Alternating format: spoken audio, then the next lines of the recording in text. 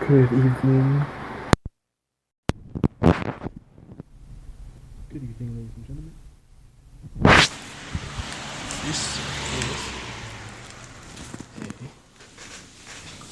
This is the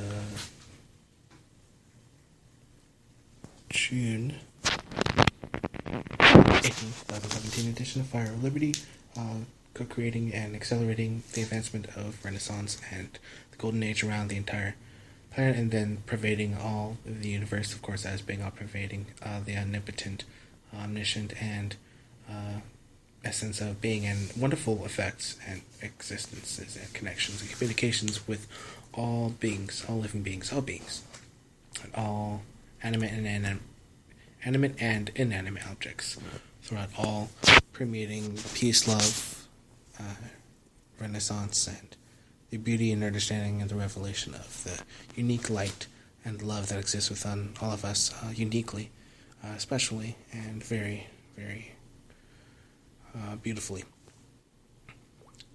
Of course, very amazing and important and special to be on this enlightening, beautiful path, and I gave beautiful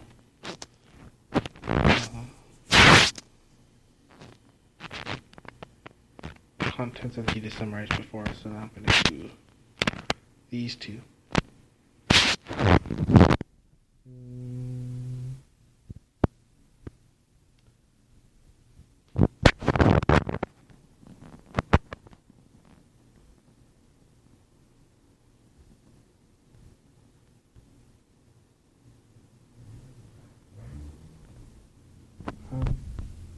This is chapter 2. Let's pick my chapters. Alright, Arjuna accepts the position as a disciple of Lord Krishna. After surrendering to Krishna, he requests the Lord to instruct him in how to dispel his lamentation and grief. This chapter is a summary of the entire Bhagavad Gita. Many subjects are explained, such as karma yoga, jnana yoga, sakna yoga, buddhi yoga, and atma, which is the soul and the supersoul. Sanjaya said, seeing Arjuna full of compassion and very sorrowful, his eyes brimming with tears, Madhusudana, Krishna spoke the following words. The Supreme Being said, my dear Arjuna, how have these impurities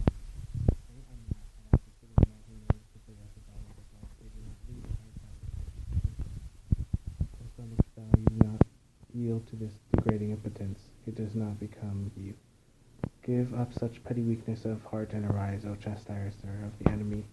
Arjuna said, O killer of Madhu, how can I counterattack with arrows and battle men like Bhishma and Drona, who are worthy of my worship? It is better to live in this world by begging than to live at the cost of the lives of great souls who are my teachers, even though they are avaricious.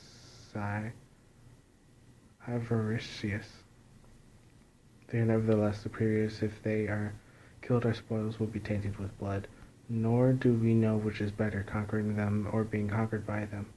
The sons of Dhritarashtra, whom if we killed we should not care to live, are now standing before us on this battlefield.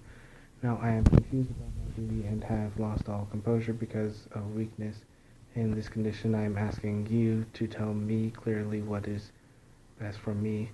Now I am your disciple and a soul. Please instruct me. I can find no means to drive away this grief which is drawing up my senses. I will not be able to destroy it, even if I win an unrivaled kingdom on the earth with sovereignty like that of the demigods in heaven. Sanjaya said, having spoken thus, Arjuna, chastiser of enemies, told Krishna, Govinda, I shall not fight, and fell silent. O descendant of Bharata, at that time Krishna, smiling in the midst of both the army, spoke the following words to the grief-stricken Arjuna.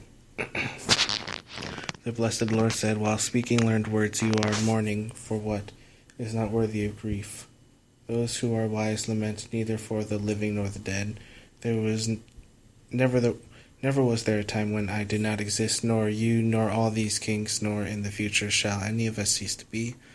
As the embodied soul continually praises continually passes in this body from boyhood to youth to old age, the soul similarly passes into another body at death. The self-realized soul is not bewildered by such a change.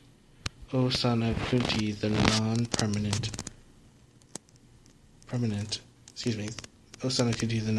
appearance of happiness and distress and their disappearance in due course are like the appearance and disappearance of winter and summer seasons. They arise from sense perception, O scion of Bharata, and one must learn to tolerate them without being disturbed. O best among men, Arjuna, the person who is not disturbed by happiness and distress, and is steady in both, is certainly eligible for liberation. Those who are seers of the truth have concluded that of the non-existent there is no endurance, and of the existent there is no cessation. This seers have concluded by studying the nature of both. Know that which pervades the entire body is indestructible. No one is able to destroy the imperishable soul. Only the material body of the indestructible, immeasurable, and eternal living entity is subject to destruction. Therefore, fight, O descendant of Bharata. He who thinks that the living entity is the slayer, or that he is slain, does not understand. One who is in knowledge knows that the self slays not, nor is slain. For the soul there is never birth nor death, nor having once been does he ever cease to be. He is unborn, eternal, ever-existing, undying, and primeval. He is not slain when the body is slain. O Partha, how can a person who knows that the soul is indestructible, unborn, eternal, and immutable kill anyone or cause anyone to kill?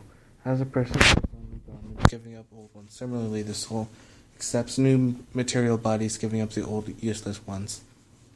The soul can never be cut into pieces by any weapon, nor can he be burned by fire, nor moistened by water, nor withered by wind.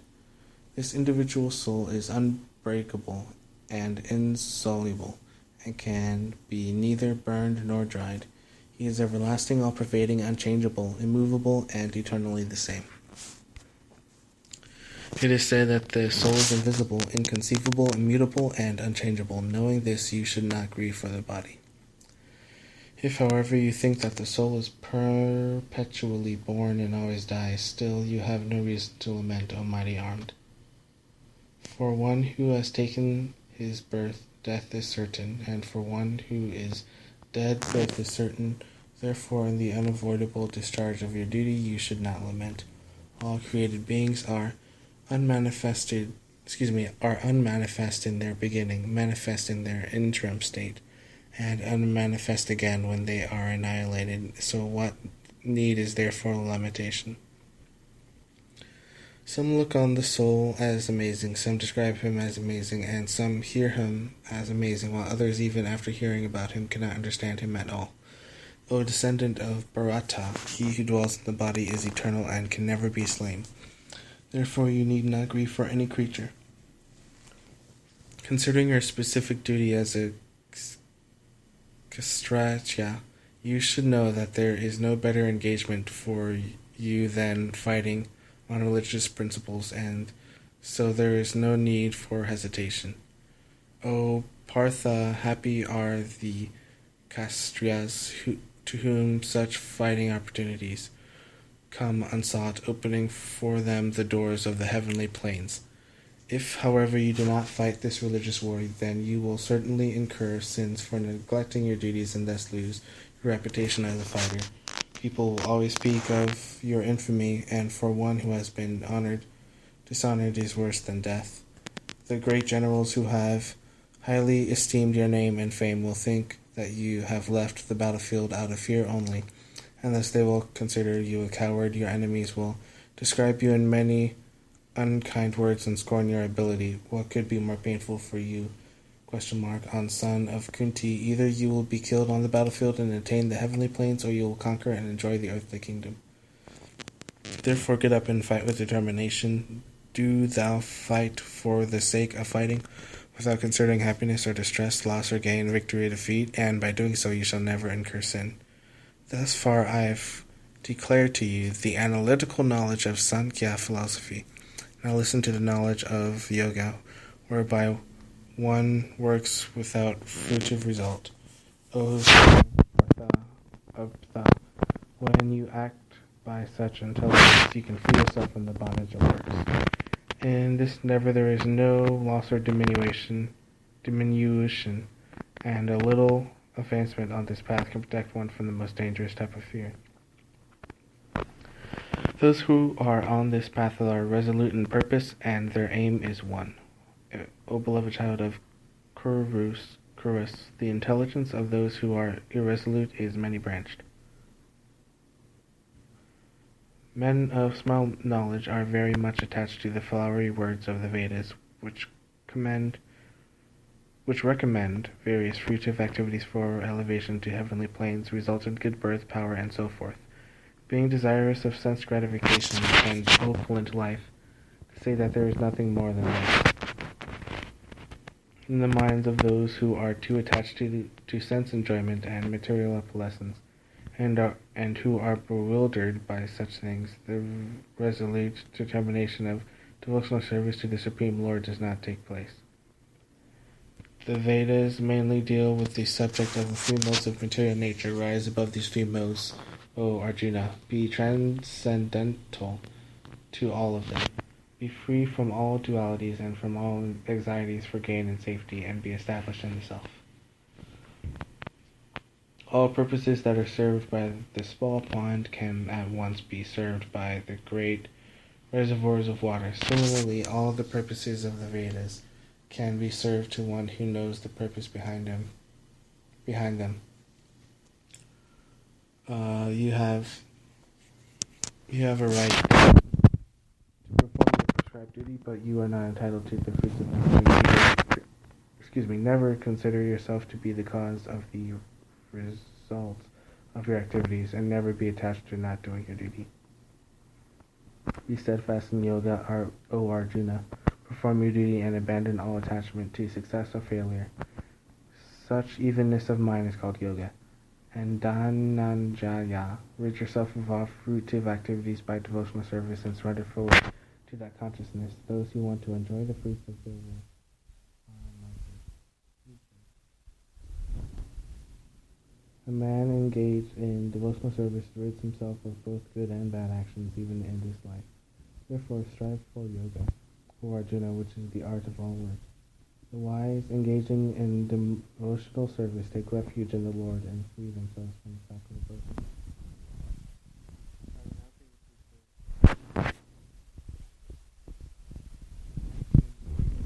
This way they can attain that state beyond all miseries. When your intelligence has passed out of the dense forest of delusion, you shall become a different to all that has been heard and all that is to be heard.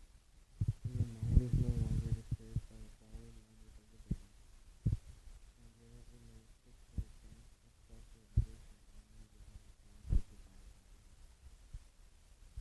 Arjuna said, what are the symptoms of one who practices transcendence?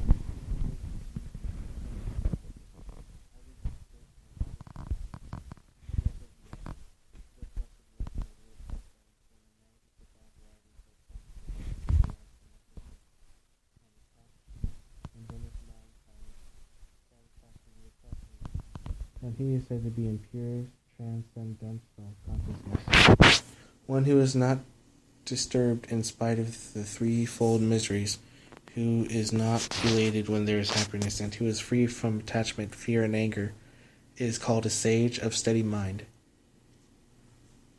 He who is without attachment, who does not rejoice when he obtains good, nor lament when he obtains evil, is firmly fixed in perfect knowledge.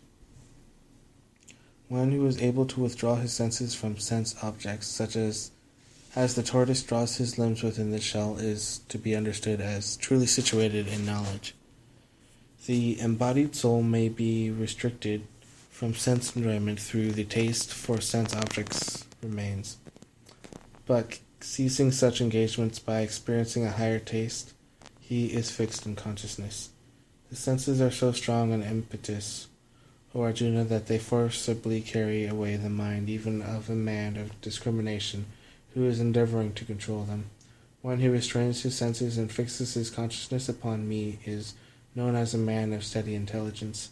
While contemplating the objects of the senses, a person develops attachment for them, and from such attachment lust develops, and from lust anger arises. From anger delusion arises, and from delusion bewilderment of memory. When memory is bewildered, intelligence is lost, and when intelligence is lost, one falls down again into the material pool. One who can control his senses by practicing the regulated principles of freedom can obtain the complete mercy of the Lord and thus become free from all attachment and aversion. For one who is situated in the divine consciousness, the threefold miseries of material existence exist no longer.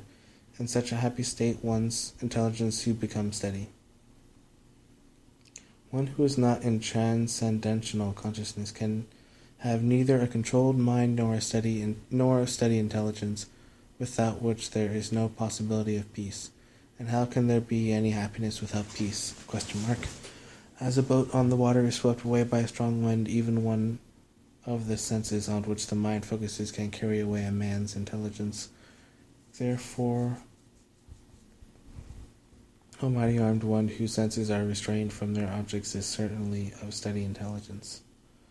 That what is night for all beings is the time of awakening for the self-controlled, and the time of awakening for all beings is night for the introspective sage. A person who is not disturbed by the incessant flow of desires that enter like rivers into the ocean, which is ever being filled but is always still, can alone achieve peace, and not the man who strives to satisfy such desires. A man who has given up all desires for sense gratification and who lives free from desires, who has given up all sense of proprietorship and is devoid of false ego, he alone can attain real peace. That is the way of the spiritual and godly life after attaining which a man is not bewildered. Being so situated, even at the hour of death, one can enter into the kingdom of God.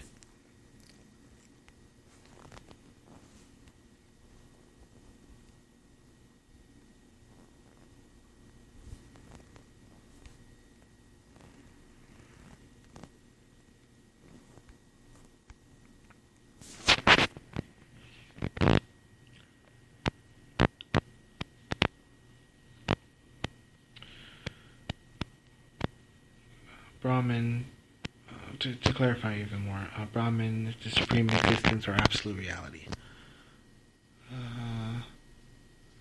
Through a variety of views are expressed in the Upanishads. They concur in the definition of Brahma as eternal, conscious, irreducible, infinite, omnipresent, and the spiritual core of the universe of finiteness and change. Marked differences in interpretation of Brahman characterize various schools of Vedanta and the system of Hindu philosophy based on the writings of the Upanishads. Brahman is categorically different from anything phenomenal, and human perceptions of differentiation are elusively projected on this reality. The dualist non-dualist school maintains that Brahman is non-different from the world, which is its product, but different in that phenomenality imposes certain adventitious conditions on Brahman.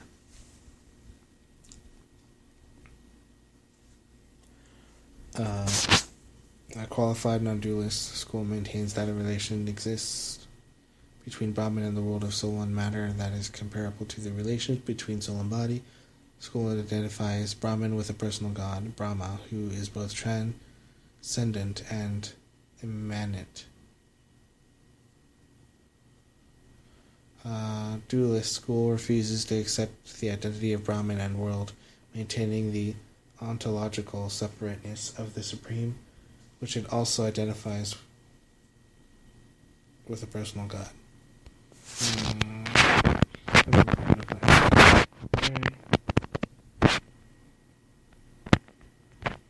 Clear, beautiful, amazing.